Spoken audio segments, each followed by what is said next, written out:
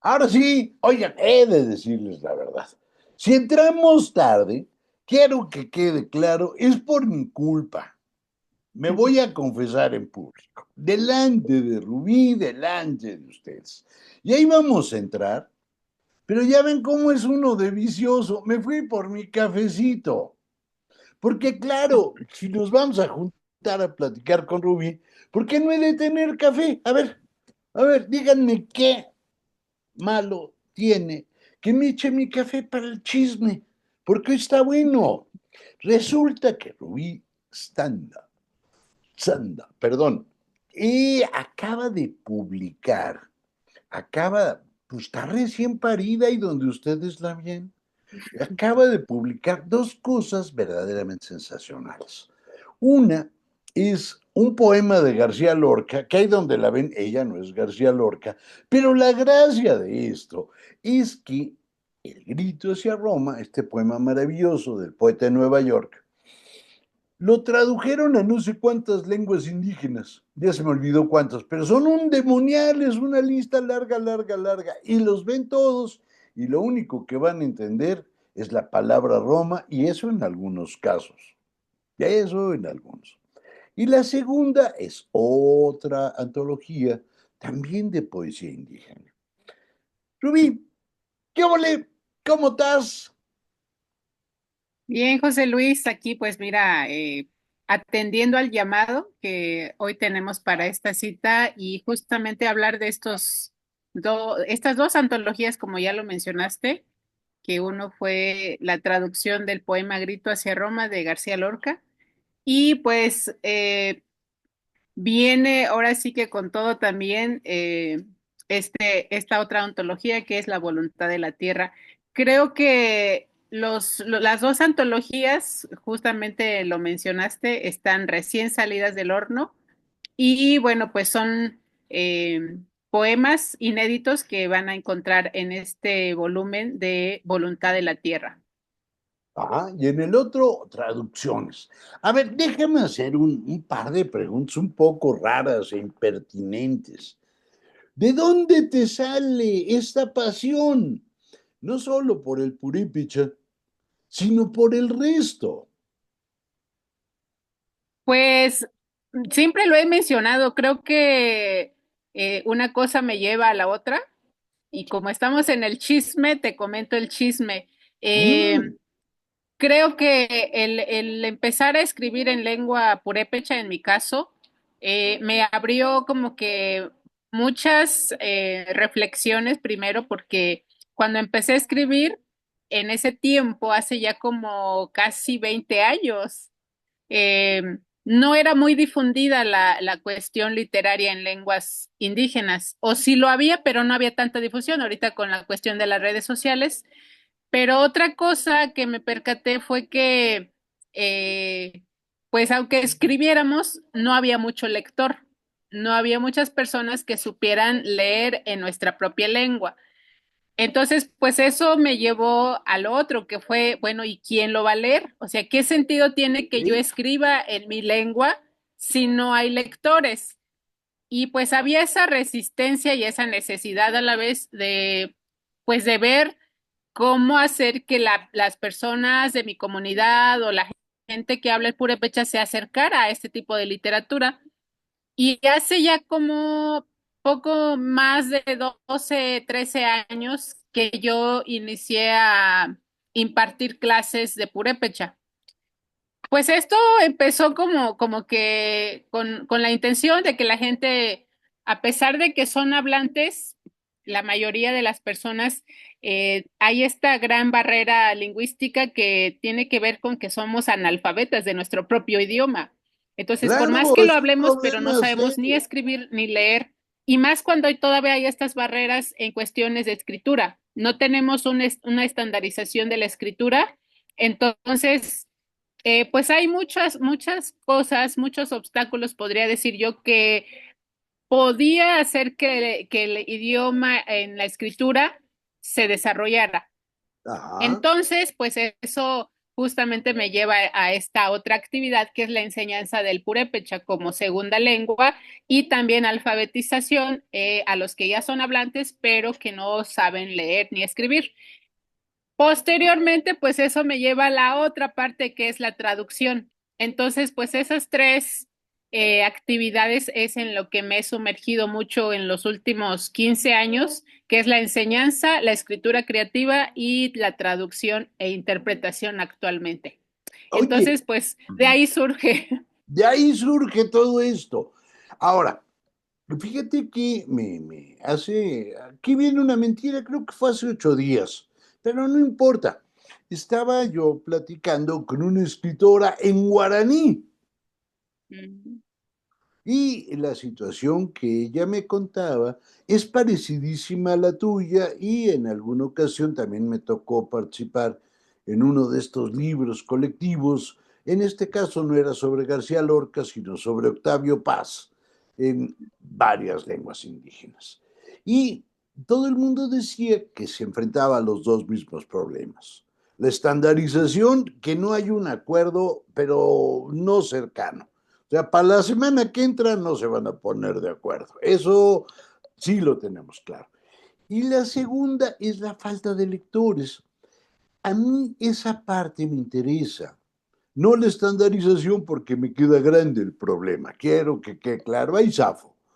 Pero en la falta de lectores, ahí creo que hay una idea que se tuvo cuando se hizo el libro de paz en lenguas indígenas, que decían algo que a mí me parece sensatísimo. Si no hay lectores, no importa, hay que crearlos. Si no hay lectores, hay que inventarlos. Si no hay lectores, pues hay que alfabetizarlos. Porque si no, esto se va a convertir en un documento para los lingüistas de dentro de 15 años y no sirve de nada.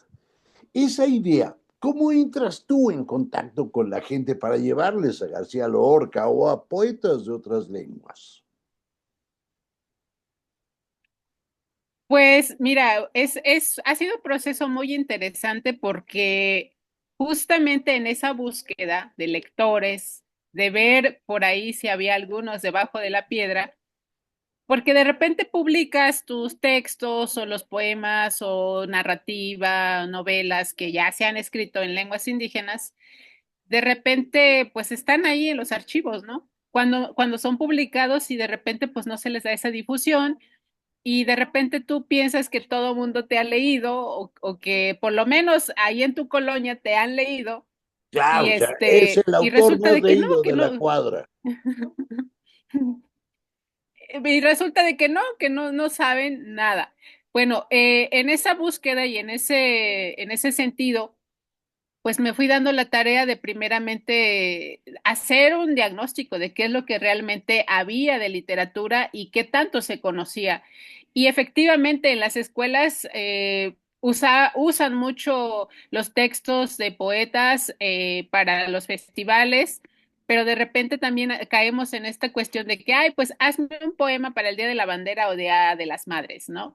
Y Sí, pues toda esta cuestión me fue llevando a un trabajo que hasta la fecha pues lo he estado llevando a cabo ya por iniciativa propia, que es crear talleres con jóvenes, con niños, con adolescentes, para acercarlos a esta literatura, para acercarlos a lo que es el mundo de de la creación literaria en lenguas indígenas y pues me ha llevado muchas sorpresas porque efectivamente muchos no conocían, o si acaso conocían algunos escritores, pero a nivel nacional nada. Entonces, también me he dado cuenta que había un gran desconocimiento sobre la diversidad lingüística que hay en nuestro país.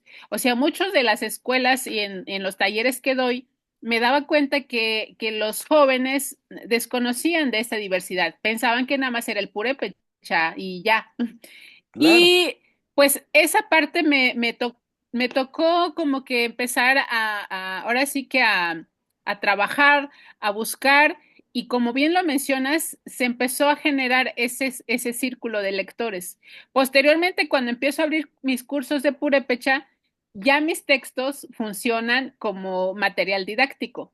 Entonces, esto también les ha ayudado bastante a que a través de del aprendizaje ellos empiecen a trabajar, por ejemplo, con los textos más pequeños y pues empiecen a hacer un análisis, a hacer sus primeras pronunciaciones con un poema y su significado.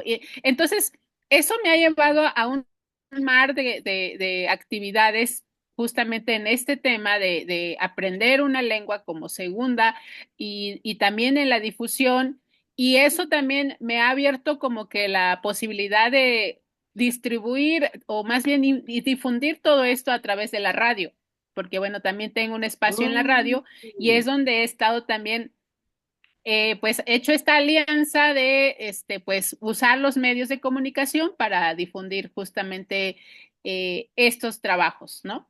Sí, ahora vamos a entrarle a Grito hacia Roma de García Lorca. Aquí voy a hacer dos preguntas un poco raras, tal vez parezcan mensas, pero te juro que son de buena fe.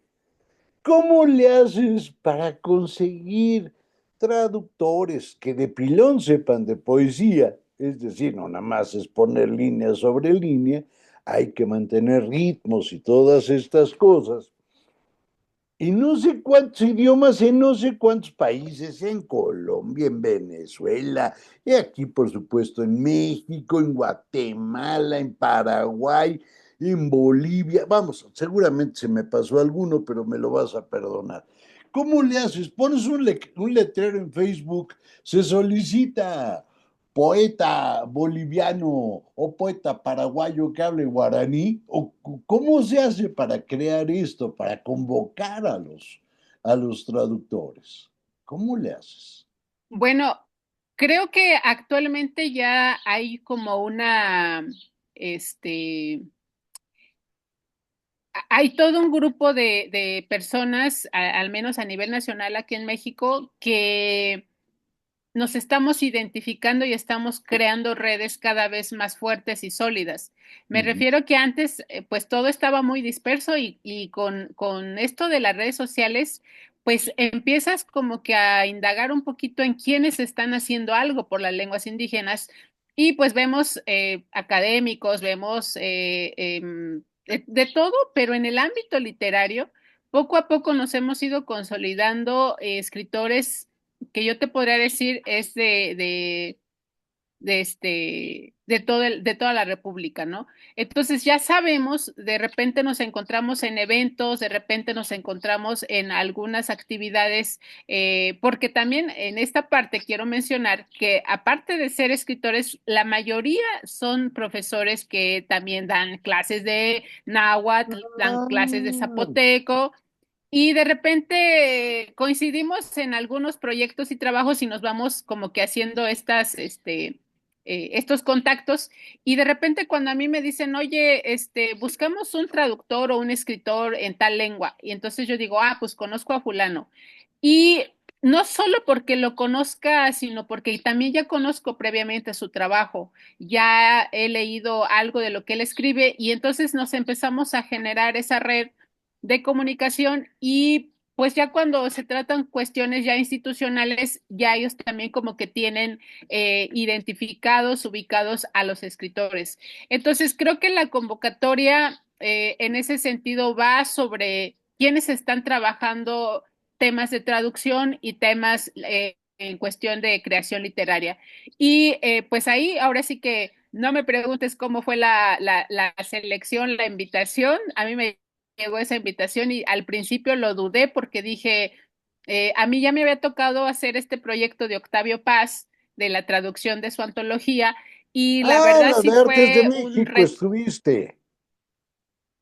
Sí, fue un reto muy grande y y dije, no, yo en en esos temas de traducción literaria, ahora sí que le voy a pensar dos veces, pero cuando leí la invitación y dije, no, creo que cada vez que llega un proyecto así tiene que ser un reto mayor.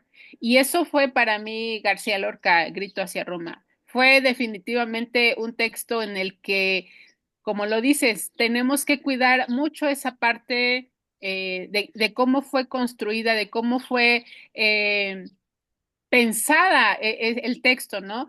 Y pues más en lenguas originarias, creo que ha sido, al menos hemos coincidido con varios compañeros que hicimos la traducción de ese poema, que pues fue un reto muy grande para nosotros, ¿no? Como lenguas originarias, ya ahorita vamos a ir hablando un poquito más sobre de lleno de este texto, pero en el sentido de cómo fue, cómo es que nos conocemos, creo que actualmente ya hay algo muy consolidado en la cuestión, al menos de esta generación, porque ya hay escritores que ya tienen más años, que ya tienen Claro. 30, 40, y pues ellos ya de alguna manera tienen todo un trabajo hecho. Muchos de nosotros, yo tengo aproximadamente 16 años escribiendo, pero tengo a mis maestros, a mis mentores, que pues obviamente ellos ya llevan más camino andado, pero en esta cuestión de la traducción sí ha sido como que algo novedoso, ¿no?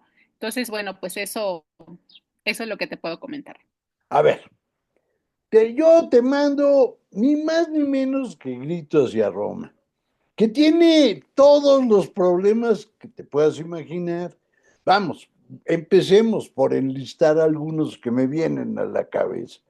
El primero, acabar pronto, es el lugar donde se escribió, aunque esté en español. Esta influencia neoyorquina en García Lorca es verdaderamente notoria. Y pa' colmo lo escribe en el rascacielos de aquella época. Digo, Exactamente. nada más. Y no solo eso, a García Lorca se anda en esos momentos muy enloquecido con la cosa vanguardista, para acabarla de amolar. Digo, eso dificulta cualquier cosa. Ya ves cómo son los vanguardistas, que les da por andar haciendo las cosas como no debe de ser. Y entonces, de pilón, te lo mando.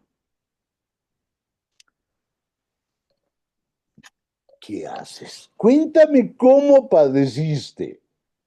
Porque no creo que haya sido así. Planito, planito, no era planito, pero para arriba. Y empinado, empinado. No. No, definitivamente no fue nada de plano. Creo que sí, llegó un momento en el que sí llegué a sentir como que ahora sí que le comentaba a Natalia Toledo, justamente le dije acá, coloquialmente decimos, nos hicieron parir chayotes, ¿no? Sí, de los que tienen Entonces, espinas. exactamente, fue Ok, así. El proceso, obviamente, el trabajo de traducción es súper complicado cuando se trata, obviamente, de contextos, de un lenguaje, y no solamente hablamos de un lenguaje simple, sino es un lenguaje literario donde se usan metáforas, donde se usan, pues, muchísimos elementos, figuras literarias, etcétera. Entonces, fue primero tomar ese texto y estudiarlo bastante, estudiarlo en el sentido de que teníamos que entrar un poquito a esa parte de, bueno, como lo mencionas, en qué lugar lo escribió, cómo sentía cuando escribió ese texto, que eso, o sea, tenemos que discernir muchas cosas en su claro. momento y justamente como que pensar en un vocabulario que no, lógicamente en lenguas originarias es como si yo en mi lengua tuviera una palabra que no es traducible, ¿no? Ándale. Entonces, eso siempre va a existir en la cuestión de la traducción, palabras que son intraducibles o que al momento de querer que el mensaje llegue fiel y legible como es, que no pierda ese sentido literario tampoco. Y eso fue lo que realmente nos hizo parir chayotes, ¿no? Eso. El Au- buscar, el bus Ajá. Ujú. No, no, sigue, sigue, por favor. Entonces, pues sí, yo por lo menos hice 4 borradores al inicio y no me convencían y seguí trabajando y seguí modificando y seguí buscando palabras y construyendo palabras que en mi lengua tenía que recurrir muchas veces a los neologismos, ¿no? Para que también no perdiera ese sentido de lo que ni que en mi lengua se perdiera, ni que también la idea principal se perdiera. Entonces sí fue como que muchas cosas que fuimos como que tomando y pues trabajando el texto. Sí fue todo, o sea, yo comentaba con Natalia Toledo y sí mencionábamos que fue otra creación de esa creación. Claro. O sea, yo estoy absolutamente cierto que lo que ustedes traducen no es poesía, sino traducen culturas, que está peor, de difícil, claro. Así es, sí, pues fue todo, todo un reto, la verdad. Yo lo mencioné desde que lo presentamos allá en Filuni y les comentaba, les dije, es que sí, es una manera de empezar como que también a llevar a nuestras lenguas indígenas como que a un desafío más allá, ¿no? Pues sí, hablamos la lengua y podemos traducir cosas, pero ya en este contexto, aparte de que traduces un poema de García Lorca, que de repente pues tú lo lees aquí ahorita que estoy en mi comunidad, que no saben ni quién es García Lorca, Ah, pero no, entienden el lenguaje, saben lo que se está diciendo, saben qué es lo que se está denunciando, saben cómo fue. Y entonces sí hay como que de repente esta inquietud de decir, ¿a poco se puede hacer eso en mi lengua? Porque recuerda que hay mucha de esta estigmatización en nuestras lenguas que siempre nos dicen, es que tu lengua no sirve, es que tu lengua solamente es para hablarse en la comunidad y tu lengua es pobre, tu lengua no tiene pues más, o sea, no puedes enriquecerla más. Y yo creo que con este ejercicio que hicimos, se enriqueció mucho la lengua en el sentido de que, bueno, se está hablando de un lenguaje muy específico, ¿no? ujú, Y comunica algo que de alguna manera también nos sucede y lo sentimos y pasa, denunciar una injusticia, ¿no? claro. Entonces, pues eso es lo que nos ha llevado a este trabajo. Alguna vez me tocó ir. No se oye, Ah, no aunque se oye. A ver, ¿se oye, se oye? ¿Ya me no sé oyes? si sea el micrófono, Yo ya lo tengo a todo lo que da. ¿Se oye, se oye? no se oye. Te hago así, te hablo en Mara. ¿Se oye, se oye? Achirrión, achirrión. ¿No Yo, me oyes? yo sí te escucho. Entonces allá, achirrión. ¿Cómo le decimos a Rubí que vuelve a entrar y total lo pegamos? Ah, ya, ya, Ya, ya, perfecto. ya Qué volvió. bueno, nada más fue un ratito de susto. Oye, pero fíjate que esto que comentabas de la traducción implica que es el momento en que una lengua se encuentra con otra y tiene que encontrar también nuevas maneras de decir, y lo digo en serio. Yo no sé, digo, la mera verdad, no soy un experto en geografía michoacana, pero tengo la impresión, por ejemplo, que en Michoacán los elefantes no son endémicos, andan medio faltos de elefantes. Digo, y en el poema salen elefantes. Así es. Es decir, algo que no existe en el mundo purépecha llegó por un poema. ¿Cómo se resuelve eso? ¿Haces un neologismo? Describes, digo, yo leí el poema en purépecha y no entendí nada, pues, perdón que lo diga. Lo dije en voz alta y se oía muy bonito, pero no entendí nada. Y llegué al renglón del elefante. Bueno, según yo llegué al verso del elefante, porque los fui contando, no crees que por abusado, por puro contar. Ujú. Y no vi la palabra elefante. Cómo se soluciona eso? Pues justamente usando neologismos. Yo me basé mucho en esta idea que cuando llegaron los españoles en estas tierras y ellos no conocían los caballos, los nativos. Sí, sí, sí. Entonces, empezaron a construir esas ideas porque nunca habían visto un caballo y decían que estas personas venían montadas en grandes venados, pero no tenían cuernos. O sea, Ajá. empezaron a hacer varias descripciones en algunos libros, viene como que esas descripciones de los animales que empezaron a venir de España, describían más o menos algo similar que ellos ya veían en estas tierras, ¿no?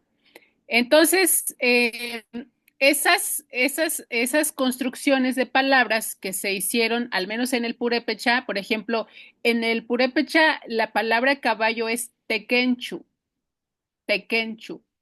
Y esa es como una onomatopeya, perdón, que es como el sonido que hacen los caballos cuando corren o cuando caminan, el tequen, tequen, tequen. Y como que hicieron ese sonido, o tomaron el sonido para formar la palabra caballo. Entonces, muchas de los nombres de animales, como por ejemplo el gato, en la mayoría de las lenguas indígenas hay similitud que le dicen misi o Sí, misitu o michi. Entonces, pues eso también tiene que ver justamente con esta construcción, porque por ejemplo, pues no, gatos no, no, había jaguares, había otro tipo de animales, pero sí, gatos pero no. no Entonces, maullan. como que, exactamente. No Entonces, maullan. pues eso como para poder darle a entender a la gente que va a leer en purépecha el poema y que diga, bueno, ¿y qué es un elefante? Bueno, algo parecido que pude describir un animal que es grande y dar una pequeña descripción de cómo es el elefante. Claro, no se va a asemejar a lo que es un elefante, ¿no? No, pero eso Y le da como un esas valor hubo muchísimas, literario. claro. Ese es el valor Entonces, pues, literario. eso fue Eso fue una de tantas palabras. De hecho, yo hice como un glosario de las palabras con las que trabajé para ese texto y pues realmente me hicieron, ahora sí que no me dejaron dormir. Las No, no lo digo. estuve, no, sí la pongo, no, sí la pongo, no, mejor no, no, mejor le agrego este elemento. No, estuve así como loca platicando sola conmigo misma. Pero lo que se quería lograr era eso, justamente, eh, un equilibrio realmente donde se pudiera, lo más que se pudiera rescatar de la obra de García Lorca, de lo que está ahí, ¿no? La esencia. Mm, Ahora platiquemos del otro libro, que también es la UNAM, el Instituto Cervantes. Bueno, todo el mundo está metido ahí. ¿Cómo fue el otro? Bueno, a raíz de que hicimos esta traducción, pues nos dieron un margen de tiempo para entregar la traducción y estábamos nosotros vueltos locos. Me imagino que no era la única porque ya al final cuando nos reunimos comentamos de esto. Yo creo que sería interesante hacer una mesa con todos los escritores, pero coincidimos en varios puntos. Una, pues ya te dije, ¿no? Las implicaciones que tuvo, eh, ahora sí que los pros y los contras, pero a raíz de eso, pues ya nos dijeron que había la posibilidad de que el Instituto Cervantes, pues, publicara esta otra antología y pues nos pidieron un poema inédito. Entonces, pues ahí fue tema libre, ¿no? El tema fue libre, nosotros teníamos que mandar un texto, el que nosotros consideráramos que tenía que estar en esta antología. Y creo que ya cuando revisé el libro, la antología, pues me llevé muchas sorpresas porque efectivamente es una diversidad tanto lingüística, pero de historias, de narrativas, de cómo se fue enlazando todo. En mi caso, pues yo presenté un texto que se llama Pinandicua, que se llama El silencio, y creo que hay muchas coincidencias en los textos. O sea, hay algo que nos lleva justamente como ese hilo conductor y nos va enlazando con otros textos. Entonces, fue también una experiencia muy hermosa. Pues ahí obviamente la mayoría de los escritores somos autotraductores, o sea, nos traducimos nuestros Claro. primeros textos. Esto con todo este antecedente que te comentaba sobre que no tenemos ahorita actualmente quien nos traduzca, Que esto sería súper interesante, así como se hizo con el libro de García Lorca de, ay, pues Rubí ya hizo su poema en purépecha, pues ¿quién se la traduce, no? Y creo que eso sería muy interesante, pero no nos ha tocado todavía esa suerte de que tengamos traductores. Ojalá que en un futuro podamos tener eso. Y bueno, pues esto, como lo hemos venido haciendo a lo largo de los años, cuando publicamos nuestros libros o nos piden una antología, colaborar en una antología, o nos piden, pues sí, que publiquemos algunos textos para alguna revista, pues hacemos ese trabajo de pues hacer nuestros poemas de manera bilingüe. Y pues fue así como se gestó la voluntad de la tierra. Ahora, cuando uno se enfrenta a la voluntad de la tierra, a mí hay una cosa que me encantó, que cada vez que leo poesía, aunque no le entienda, porque leo del otro lado, en la página de al lado, perdón, digo, ya sabes, uno que nació monolingüe, cada vez que leo en la página de al lado, me doy cuenta de, pues déjame decirlo con todas sus letras, de una idea tonta que a la gente le alborota la cabeza. La gente oye poesía en lengua indígena y se imagina ahí una pirámide con uno de taparrabos bailando con Teponaztla al lado. Neta. Y no se dan cuenta de algo que es rarísimo y obvio. Es poesía contemporánea. Es tan contemporánea que tú estás viva y yo también. Digo, nos llevamos añitos, pero contemporáneos somos. Claro, claro. El hecho de asomarse a esta poesía contemporánea me parece sensacional, porque te descubre no el lugar común de la diversidad, te descubre algo más profundo, te descubre que hay muchos mundos que están a 3 cuadras y no los has visto, porque estás ciego. Porque está ciego porque no queremos ver. Ah, claro, o sea, no, no, no, no es maldición divina. No, no, no, no, no, no, no, no, no. Es que no abres los ojotes. Sí, eso pasa y curiosamente lo mismo ocurre cuando oyes un canto chamánico tzetzal grabado la semana pasada. Es poesía contemporánea. ¿Cómo miras este Sí, o problema? sea, Por favor, adelante. eh, du- sí, durante mucho tiempo, justamente lo que acabas de mencionar, de que de repente se publica un libro en lengua indígena y para empezar, no hay editoriales que te quieran publicar, o sea, seamos sinceros, Sí, ¿no? no es así de, Eh, ya llegué.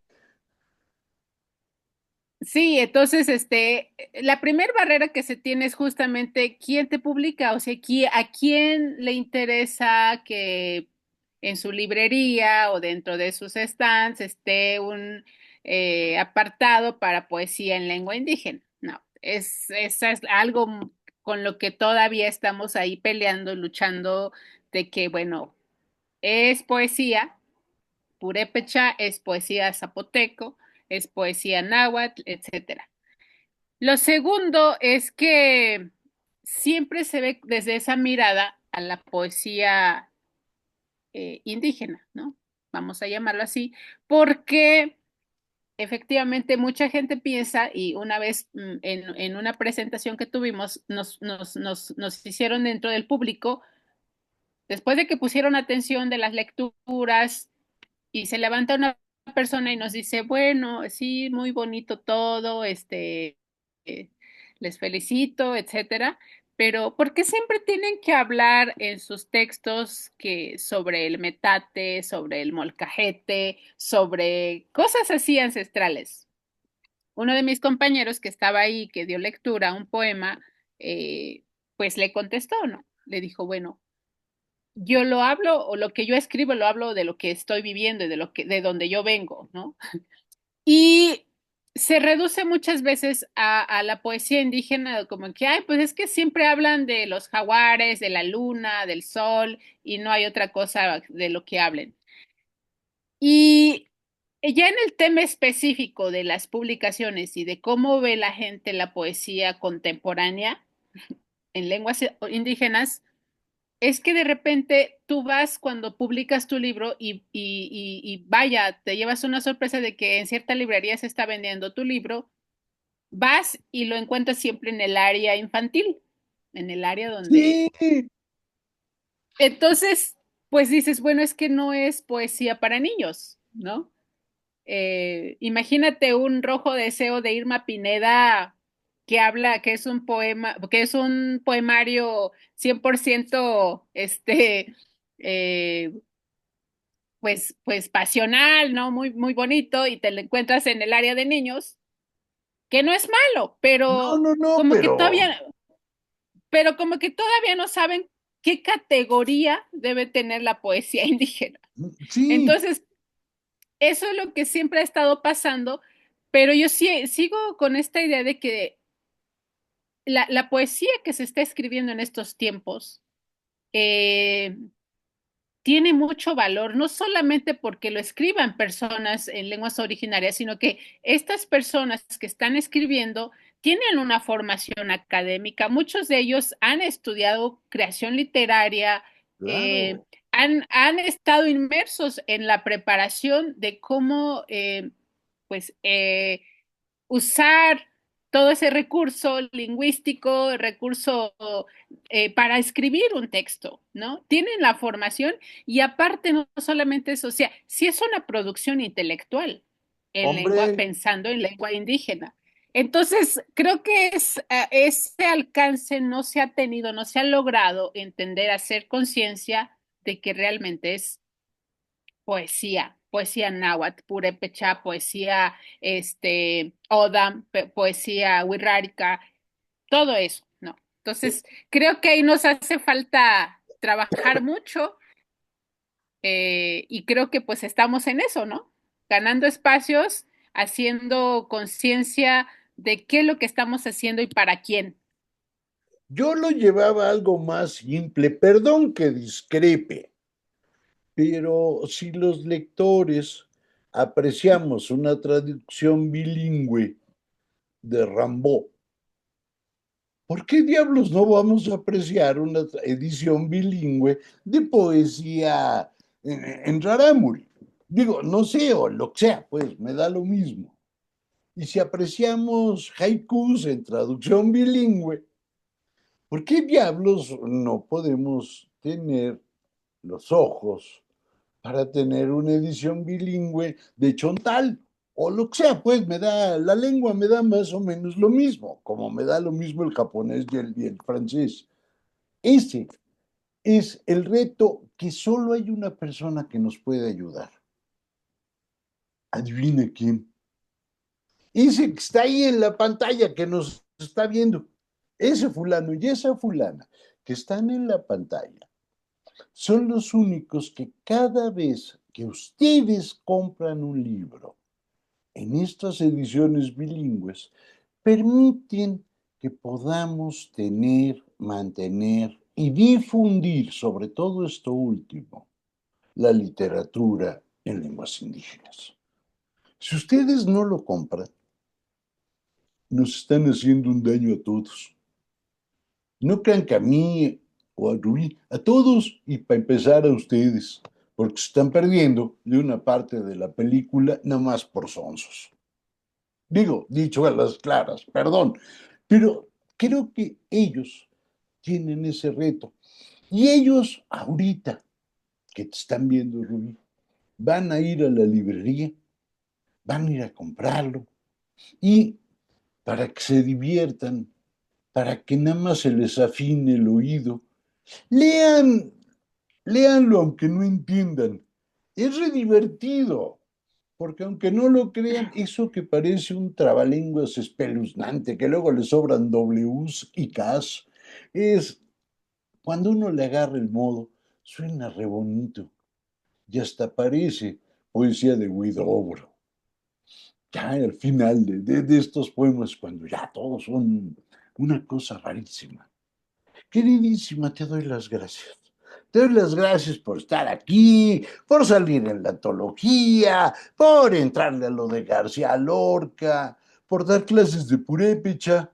Prometo que no me voy a apuntar, porque tengo un oído de artillero. Entonces, a mí cualquier lengua que sea distinta del iztapalapeño culto no me entra. Entonces, me conformaré con repetirte como si fuera una gran gramófono panzón. Abrazo. José Luis, muchas gracias por este espacio y bueno, pues fue muy, muy ameno. Gracias por también, pues, tener esta visión, ¿no? Tener esta apreciación también de estas escrituras que cada vez hay más lenguas que se están sumando Sí, y yo creo que eso no es, eso no va a salvar a las lenguas de que se pierdan, de que mueran, pero sí puede contribuir mucho a que se prolongue la vida de estas lenguas que cada vez están en peligro de extinción. Muchas gracias a ti. gracias. Pórtense bien y cumplan lo que les dije. Si no voy en la noche y les jalo las patas. Hay que leer poesía y literatura indígena. No es de la época prehispánica, es literatura contemporánea. Y no les voy a salir con entusiasmos nacionalistas. Léanla por lo que vale, porque es solamente literatura, nada más eso. Y eso le da algo que vale más que las naciones, señores. Abrazos, pórtense bien, y tú también por una vez, nada más para ver lo que se siente, pórtate bien un rato. Bye bye, adiós, chau chau.